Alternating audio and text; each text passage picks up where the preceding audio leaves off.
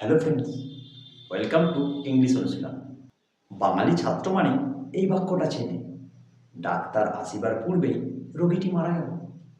কিন্তু সমস্যা হলো আমরা এটা মুখস্থ করি।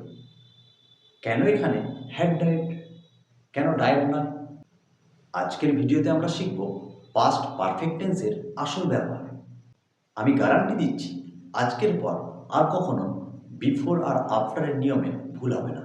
মনে করো এটা অতীত আর এটা বর্তমান, অর্থাৎ বর্তমানের শুরু এখান থেকে আর তার আগে অতীত। এবারে আমরা এই অতীতের লাইনে দুটো ঘটনাকে বসাই। লজিকটা খুব সিম্পল। অতীতে যখন দুটো ঘটনা ঘটে তখন দেখতে হবে আগে কোন ঘটনাটা ঘটেছে। ধরো রোগী মারা গেছে সকাল 10টায় আর ডাক্তার এসেছে সকাল 10:30টায়। তাহলে দেখো দুটো ঘটনাই অতীত, কিন্তু কোনটা কখন ঘটেছে? না, আমি বললাম রোগীটি মারা গেল সকাল 10টায়, তাই তো? আর ডাক্তার এলো 10টা 30 মিনিটে। তাহলে কোন ঘটনাটা আগে ঘটেছে? না, রোগীটি মারা গেল এটা। তাহলে এই ঘটনাটাকে পাস্ট পারফেক্ট করো, অর্থাৎ এখানে হ্যাড প্লাস V3 করো। আর পরের ঘটনাটাকে পাস্ট ইনডেফিনাইট করো, অর্থাৎ সিম্পল পাস্ট মানে ভার্বের সেকেন্ড ফর্ম। তাহলে হয়ে যাবে।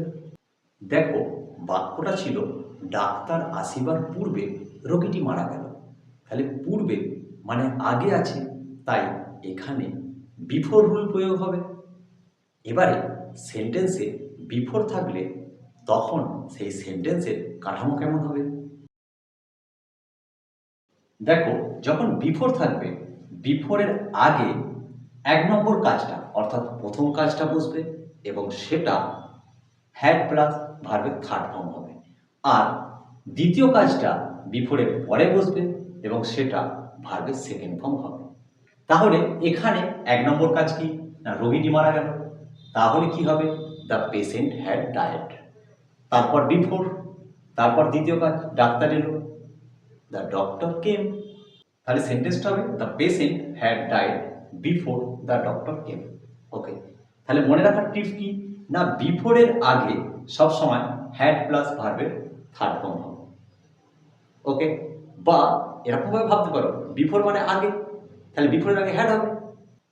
এবার তোমরা ভাবো, মনে করো আমি বললাম আমি স্টেশনে পৌঁছানোর পূর্বেই ট্রেনটা ছেড়ে দিল।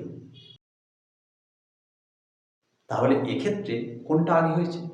ট্রেন ছেড়ে দিয়েছে, তাহলে এটা হবে হ্যাড লেফট। আর তারপরে কোনটা হয়েছে?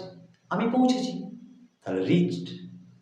তাহলে সেন্টেন্সটা হবে the train had left before I reach the station. তাহলে কি হলো? সেই কথা, বিফোরের আগে পাস্ট পারফেক্ট অর্থাৎ হ্যাড প্লাস ভার্বের থার্ড ফর্ম, আর বিফোরের পরে সিম্পল পাস্ট মানে ভার্বের সেকেন্ড ফর্ম। কিন্তু যদি বলি ডাক্তার আসার পরে রোগীটি মারা গেল, তখন কি হবে? নিশ্চয়ই এই ক্ষেত্রে প্রথম কাজ কোনটা? না, ডাক্তার এলো, তাহলে এটা নিশ্চয়ই হ্যাড কাম হবে। আর শেষ কাজ কোনটা? না, রোগীটি মারা গেল, তাহলে এক্ষেত্রে নিশ্চয়ই ভার্বের সেকেন্ড ফর্ম মানে ডায়েড হবে। কিন্তু বাক্যটা ছিল ডাক্তার আসার পরে রোগীটি মারা গেল, এখানে তো পরে আছে, তাহলে এক্ষেত্রে বিফোর রুল কাজে লাগবে না। এখানে পরে মানে আফটার রুল প্রয়োগ করতে হবে। চলো দেখি আফটার রুলটা কেমন। দেখো যদি আফটার থাকে সেক্ষেত্রে আফটারের পরে হ্যাড প্লাস ভার্বের থার্ড ফর্ম হবে, অর্থাৎ আফটারের পরে বসবে প্রথম কাজটা এবং সেটা পাস্ট পারফেক্ট টেন্সে থাকবে।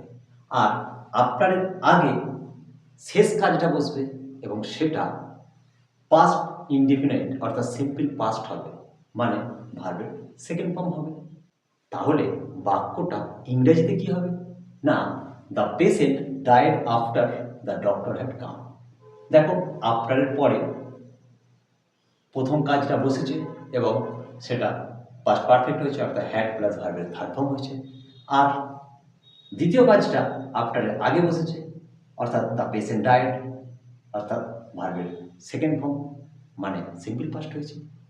তাহলে খেয়াল করো, বিফোর মানে আগে, তাই বিফোরের ক্ষেত্রে হ্যাড আগে বসেছে, আর আফটার মানে পরে, তাই আফটারের ক্ষেত্রে হ্যাড পরে বসেছে। সবশেষে জাদুকরি ট্রিক্সটা মনে গেঁথে নাও। তাহলে বাক্যে যদি বিফোর থাকে, হ্যাড বিফোরের আগে বসবে, আর যদি আফটার থাকে তাহলে হ্যাড আফটারের পরে বসবে। আজকের হোমওয়ার্ক, ঘন্টা পড়ার পূর্বে আমরা স্কুলে পৌঁছলাম। এখানে দুটো ঘটনার মধ্যে কোনটা আগে হয়েছে? না, আমরা স্কুলে পৌঁছেছি। তাহলে হ্যাড কোথায় বসবে? এই বাক্যটার ইংরেজি ট্রান্সলেট করে কমেন্টে জানাও।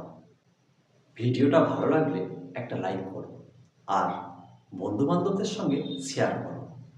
আর এরকম আরও ভিডিও পেতে এই ইংলিশ অনুশীলন চ্যানেলকে সাবস্ক্রাইব করো।